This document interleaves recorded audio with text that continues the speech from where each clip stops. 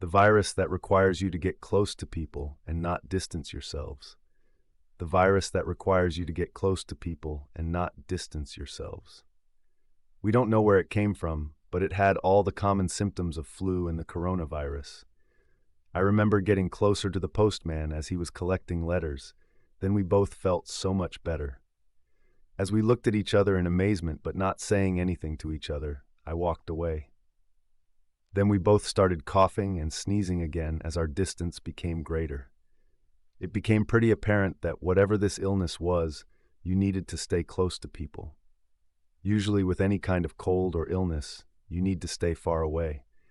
This is a village, and so I'm sure the busy cities weren't affected, or I am sure that they hadn't noticed it at all, as they are all cramped up.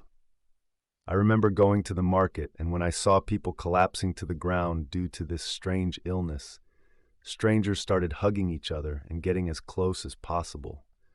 People would quickly form gangs, and then after a while of this, they would separate and go home. There were notices all around the village to stay close to beat this virus.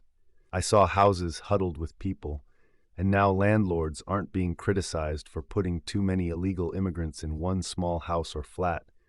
They are seen as doing good. I remember walking alone one night as I needed some fresh air. Then suddenly the people around me started to collapse to the ground, and I started to feel dizzy as well. Then I saw my old bully from high school. I didn't want to hug him, but he came towards me. I know that he remembers me, and he hugged me. As he hugged me, I remembered all the beating he gave me, and how he always mocked me.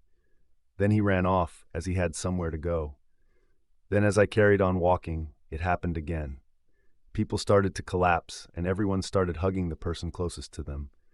I found the man who murdered my mother and tried to kill me. Questions were running through my mind, like how he was out of prison and what is he doing here. He hugged me. So many thoughts running through my mind as I was hugging the murderer of my mother and also tried to kill me. We just hugged, and then another guy who beheaded my father also desperately ran towards us and started hugging both of us to keep this strange flu down. Then the guy who ran over my sibling came over to hug us three, and him just like, fuck this virus. I would rather die than hug them, and I let go and watched all three of these guys who murdered my family just hugging each other. I am feeling dizzy now,